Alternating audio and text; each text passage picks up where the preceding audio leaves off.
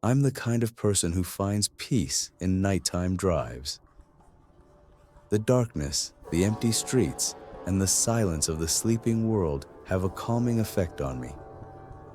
It's like the world pauses just for me, giving me space to think, reflect, and enjoy the solitude. That night started like any other. I was driving home from my friend's place, about a 30-minute trip through some back roads and wooded areas. The kind of drive that's peaceful, where you can roll down the windows and let the cool night air in, accompanied only by the hum of the engine and the chirp of crickets. But that night, something was different. Something felt off. The road was unusually quiet, even for that time of night. No headlights in my rearview mirror, no cars coming from the opposite direction. Just me, the road, and the trees lining the sides, their branches reaching out like skeletal fingers. The sky was clear, a thin sliver of moon casting a pale light over everything, but it did little to chase away the shadows. As I drove deeper into the woods, the trees seemed to close in, their dark shapes pressing against the sides of the road. I could feel the hairs on the back of my neck standing up, that instinctual warning that something wasn't right. I shook it off, chalking it up to nerves, or maybe just the eerie stillness of the night. But then I heard it. At first, I thought it was my imagination, just the wind rustling through the leaves, or maybe the creak of an old branch. But then it came again, clearer this time. A scream, high-pitched and desperate, cutting through the silence like a knife. My heart skipped a beat, and I instinctively slowed down, straining to hear. The scream came again, a woman's voice, full of terror and pain. It was coming from the woods, just beyond the trees. I pulled over, my mind racing. Should I investigate? Call the police? Every instinct in me said to get out of there, but another part of me, a stronger, more foolish part, felt compelled to help. What if someone was in trouble? What if she needed help? I grabbed my phone and flashlight, stepping out of the car into the cool night air. The forest was dark, the trees casting long shadows across the ground.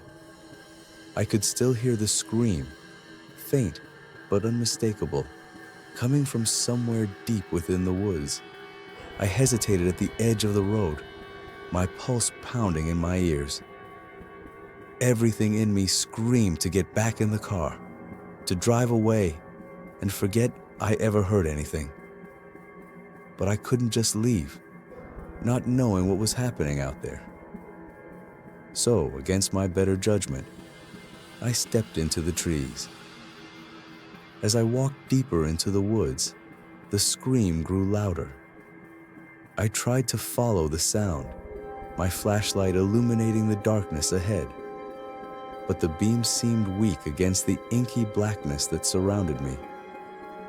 The trees were thick, their branches brushing against me like cold fingers, and the ground was uneven, littered with fallen leaves and twigs that crunched underfoot. The farther I went, the more I questioned my decision. I wasn't a hero, just an ordinary guy who liked night drives and quiet moments. What was I doing, wandering into the woods in the middle of the night? But the scream kept pulling me forward, driving me deeper into the forest. And then, suddenly, it stopped. The silence was deafening, the abrupt absence of sound more terrifying than the scream itself. I stood there, frozen, my heart racing as I scanned the trees with my flashlight. But there was nothing, just the darkness and the oppressive stillness of the woods. A wave of fear washed over me, cold and paralyzing. What if this was a trap? What if someone was luring me into the woods for some sinister purpose? My mind raced with possibilities, each one more horrifying than the last. I could feel my breath quicken, my hands shaking as I gripped the flashlight. Then, out of the silence, I heard it again. A soft, almost imperceptible sound, like a whisper carried on the wind. I strained to listen, turning slowly on the spot, and then I heard it clearly. It was behind me. I spun around, the flashlight beam slicing through the darkness, but there was nothing there, just trees and shadows. But the whisper continued, closer now, brushing against my ear like a cold breath. "Help me!" The voice was soft, pleading, and I felt a chill run down my spine. It was the same voice that had screamed, but now it was different, less desperate, more insistent, as if it was trying to draw me closer. The normalcy of the night drive had completely evaporated, replaced by an overwhelming sense of dread. I was no longer in control, no longer enjoying the solitude. Now I was trapped in a nightmare, a dark and twisted version of the peace I had sought. I started to back away, my instincts screaming at me to run, to get out of the woods before it was too late. But the voice followed me, growing louder, more urgent. "Help me." I couldn't see her, but I could feel her presence, close and menacing. The flashlight beam flickered, and for a brief moment, I thought I saw a shadowy figure just at the edge of the light. But when I focused, it was gone. The whisper grew more insistent, the voice taking on a sharper, more demanding tone. "Help me!" My blood turned to ice. The voice was no longer pleading. It was threatening. I could feel the cold breath on my neck, sending shivers down my spine. I turned and ran, stumbling over roots and fallen branches, desperate to get back to my car. But the voice didn't let up. It followed me, hissing in my ear, each word dripping with malice. "Help me. I need you." I broke through the trees, the road just ahead, my car parked where I'd left it. But the voice was right behind me now, so close I could feel the breath on my skin, icy and sharp. "Help me, or you'll never leave." I reached the car, fumbling with the keys, my hands shaking so badly I could barely get the door open. The whisper was in my ear now, cold and venomous, wrapping around my mind like a noose. "Help me, or you'll regret it." I finally managed to get the door open and threw myself inside, slamming it shut behind me. My heart was pounding, my breath coming in ragged gasps. I locked the doors, turning the key in the ignition, praying the engine would start. For a moment, nothing happened. The car was dead, the engine refusing to turn over. And then, out of the corner of my eye, I saw it. A figure standing at the edge of the woods, just beyond the reach of the headlights. It was a woman, or at least something that looked like a woman. Her face was obscured, hidden in the shadows, but I could feel her eyes on me, burning with anger and hatred. And then she started to move, gliding toward the car with unnatural speed. The engine roared to life, and I slammed my foot on the gas. The tires screeched as I peeled out onto the road, the figure disappearing from view, swallowed by the darkness. But the voice stayed with me, echoing in my mind. "Help me, or you'll never leave." I drove faster than I ever had before, the road a blur of trees and shadows. The voice slowly faded, replaced by the roar of the engine and the pounding of my heart. But the fear remained, a cold knot in the pit of my stomach. I didn't stop until I reached my driveway, the safety of home finally within reach. But even as I stepped inside, locking the door behind me, I couldn't shake the feeling that something had followed me. Something dark and malevolent. I collapsed on the couch, my hands still shaking, my mind racing with what I had experienced. What was she? Why had she called out to me? And what would have happened if I hadn't run? I turned on the TV, hoping to drown out the lingering fear with the comforting noise of the world. But the news only deepened my dread. A woman's body had been found in the woods that night, just a few miles from where I had been. The details were scarce, but the reporter mentioned something that made my blood run cold. She had been found alone, her body cold and stiff, her face twisted in terror. The story ended with a request for anyone with information to come forward. But I knew I wouldn't be one of them. What could I say? That I heard her screams, followed them into the woods, and then ran like a coward when I felt her presence? No, I kept my mouth shut. But the fear didn't go away. It lingered, a dark shadow at the edge of my thoughts, whispering in the back of my mind. Help me, or you'll regret it. I haven't driven that road since, and I never will. But every now and then, when I'm alone in the dark, I think I hear her voice again, soft and distant, calling me back. Help me. And I know, deep down, that if I ever listen, if I ever go back, I'll never leave.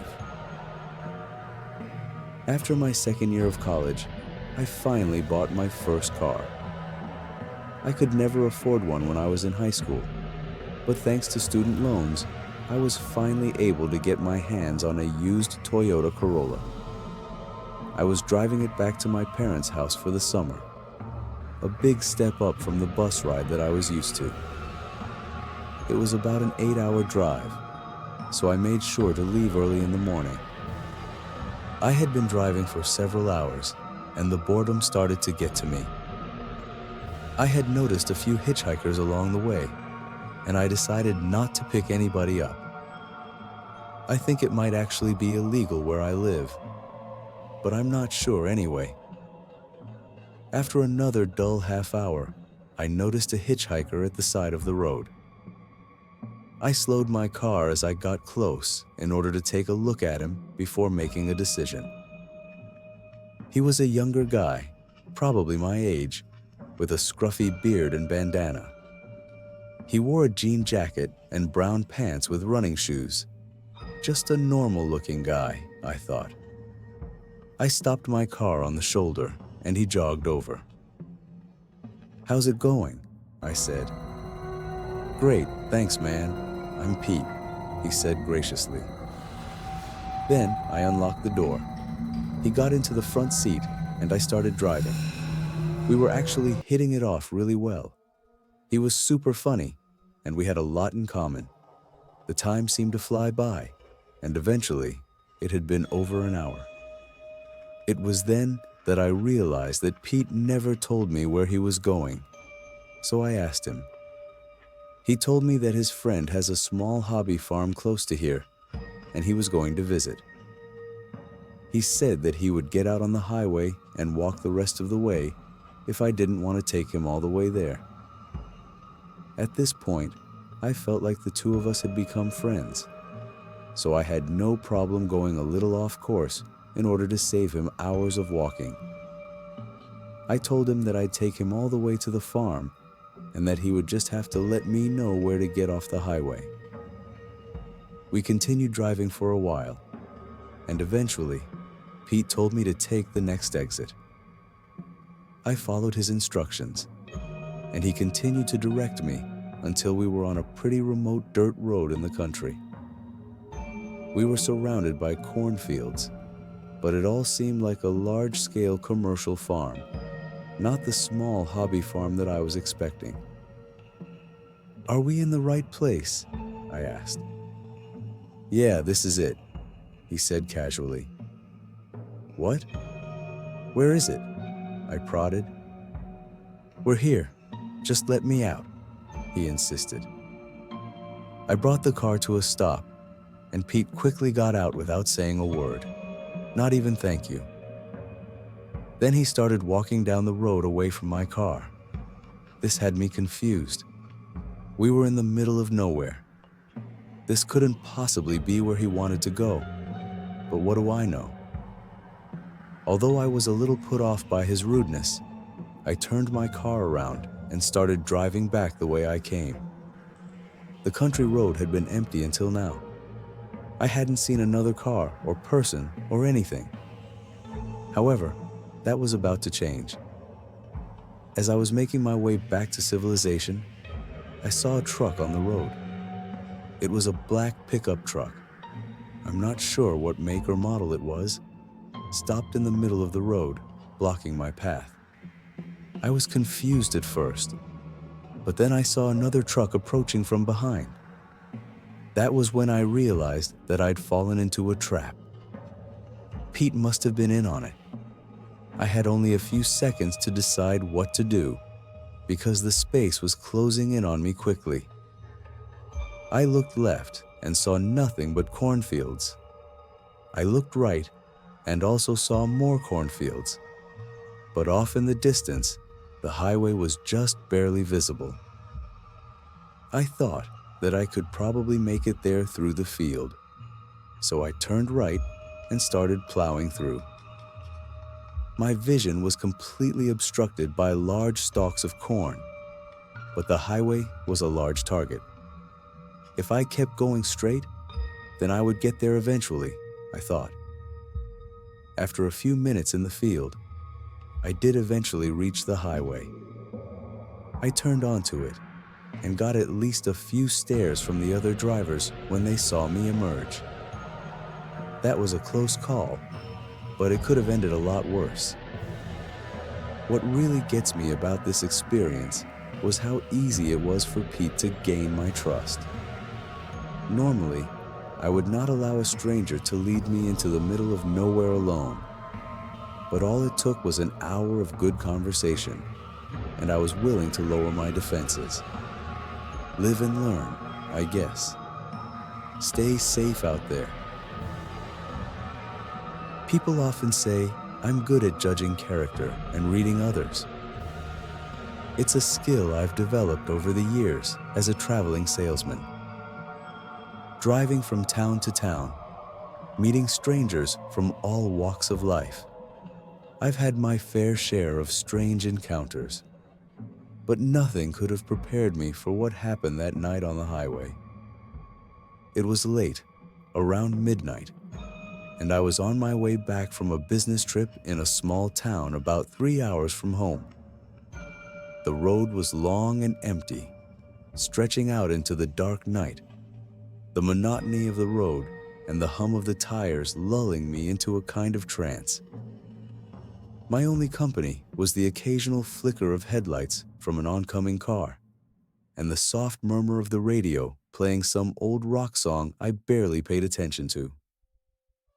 The night was calm, the sky clear, with a full moon casting a pale glow over the landscape. I was about halfway home when I saw him, a figure standing on the side of the road, his thumb outstretched in that universal gesture of desperation. He was a young man, probably in his early 20s, with a backpack slung over one shoulder and a look of weariness etched into his features. His clothes were dirty, his hair disheveled, and there was a shadow of stubble on his face. But what struck me most were his eyes, dark, sunken, with a haunted look that made me hesitate, but only for a moment. I wasn't in a hurry, and the road was deserted. Something in me, maybe a sense of pity, maybe just the desire to break the monotony of the drive, compelled me to pull over. "Where are you headed?" I asked as he approached the passenger side window. Anywhere but here, he replied, his voice flat, emotionless. I should have taken that as a warning, but I didn't. I unlocked the door and he climbed in, tossing his backpack onto the floor between his feet. Thanks, he muttered, barely looking at me. No problem, I said, forcing a smile. Rough night? You could say that. We drove in silence for a while, the only sound the steady hum of the engine and the faint crackle of the radio. The guy didn't say much, just stared out the window, his fingers drumming a nervous rhythm on his knee. I tried to make small talk, asking him where he was from, where he was headed. But his answers were short, vague. Just passing through, he'd say, or nowhere in particular. Something about him made me uneasy, but I couldn't put my finger on it. Maybe it was the way he avoided eye contact, or the way he seemed to flinch at every sound, every bump in the road. Or maybe it was the way he kept glancing in the side mirror, as if expecting to see someone or something following us. I've picked up hitchhikers before, mostly college kids or drifters looking for a ride to the next town.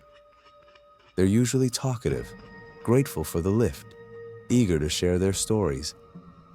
But this guy, he was different. There was a tension about him, a kind of quiet intensity that made the hairs on the back of my neck stand up. I tried to shake it off, telling myself I was just being paranoid. It was late, I was tired, and the guy was probably just having a rough night. But the unease wouldn't go away. It gnawed at me, growing stronger with every mile. And then he started to talk. It's funny, you know, he said, his voice low, almost a whisper. How things can change so quickly. 1 minute, you're fine, everything's normal. And the next, everything's different. Everything's wrong. There was something in his tone that sent a chill down my spine. I glanced at him, trying to read his expression, but he was facing the passenger window. Yeah, I said, not knowing what else to say. Life can be unpredictable. He let out a soft, humorless laugh. Unpredictable. That's one way to put it. We lapsed into silence again, the tension in the car thicker now. I could feel my pulse quickening, my hands tightening on the steering wheel. Something was wrong, very wrong, but I couldn't figure out what. And then he turned to me, his eyes locking onto mine. You ever wonder what it's like to die? The question hit me like a punch to the gut, my mind racing, trying to process what he'd just said. I forced a laugh, trying to keep the mood light, but my voice came out shaky, uncertain. I guess I haven't really thought about it, I said, my mouth dry. He didn't respond right away, just kept staring at me with those dark, hollow eyes. And then, in a voice so quiet I almost didn't hear it, he said, I have. My heart skipped a beat. I glanced at him, trying to gauge his mood, trying to figure out if he was messing with me or if he was serious. But his expression was unreadable, his face a mask of calm. I've thought about it a lot, he continued, his voice barely above a whisper. About how it would feel, what it would be like to just let go. The air in the car grew colder, the silence pressing in around us. I could feel my heart pounding in my chest, my palms slick with sweat. I didn't know what to say, didn't know how to respond. All I knew was that I wanted him out of my car, now. But before I could say anything, He spoke again. "I used to be like you," he said, his tone wistful. "Normal, happy, had a good job, a family, everything I could ever want. But then, something happened. Something that changed everything." I swallowed hard, my throat tight. What happened?" He smiled, but it was a cold, empty smile, devoid of any warmth. "I died." The words hung in the air, heavy with meaning. My mind raced, trying to make sense of what he was saying, but nothing made sense. Was he speaking metaphorically? Or was he serious? I didn't have time to think before he continued. "It wasn't quick," he said, his voice growing softer, more distant. "It was slow, painful. I could feel everything, every moment, every sensation, the fear, the pain, the darkness. It was like being trapped in a nightmare you can't wake up from." I glanced at him, and for a split second, I thought I saw something in his eyes, a flicker of pain, of fear. But it was gone as quickly as it appeared, replaced by that same cold, empty stare. "And then it was over," he said, his voice flat, emotionless. "And I was different. I wasn't the same person anymore. Something inside me had changed. Something dark. Something wrong." My breath caught in my throat, my mind racing. This guy, whoever he was clearly disturbed. But there was something else, something in the way he spoke, in the way he looked at me, that made me believe he was telling the truth. And that terrified me. I wanted to stop the car, to pull over and tell him to get out. But I couldn't. My hands were frozen on the steering wheel, my body paralyzed by fear. All I could do was keep driving, the road stretching out before us. "You know what the worst part is?" he asked, his voice barely audible. I shook my head, not trusting myself to speak. "The worst part is, you never really leave. You're stuck in that moment, that place, forever. And no matter how far you run, no matter how hard you try, you can't escape it." I swallowed hard, my heart pounding in my chest. What do you mean?" He turned to me, his eyes locking onto mine, and for the first time, I saw a flicker of something in his expression. Desperation, fear, anger. "You can't escape," he said, his voice rising. "No matter how fast you drive, no matter how far you go, it's always there, waiting for you, watching you, ready to take you back." The tension in the car was unbearable, the air thick with fear and uncertainty. I didn't know what to do, didn't know how to get out of this situation. All I knew was that I needed to get away from him, now. But before I could say anything, he leaned in closer, his breath hot on my neck. "Do you want to know what it feels like?"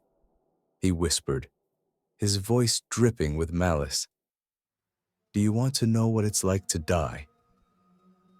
My breath caught in my throat, my body trembling with fear. I couldn't speak, couldn't move. All I could do was sit there, frozen in terror, as he reached out, his hand hovering just inches from my arm. And then, without warning, he started to laugh. It was a cold, empty laugh, devoid of any joy or humor. It sent shivers down my spine, made my blood run cold. I wanted to scream, to shove him out of the car, but I couldn't. I was trapped in this nightmare with no way out. And then, just as suddenly as it had started, the laughter stopped. He leaned back in his seat, his expression calm, almost serene. "Don't worry," he said, his voice soft. almost gentle. It's not your time yet. I didn't know what to say, didn't know how to respond. All I knew was that I needed to get out of this situation fast. So I did the only thing I could think of. I slammed on the brakes, the car screeching to a halt, the tires skidding on the pavement. Before he could react, I threw open the door and bolted, running as fast as I could into the night. I didn't look back, didn't stop, my heart pounding, my breath ragged. When I finally stopped, I collapsed on the side of the road, my body trembling with fear. And when I looked back, he was gone. The car was empty. His words, his laughter, they stayed with me, haunting me. Even now, I can still hear him whispering in my ear, telling me that it's not over. Not yet.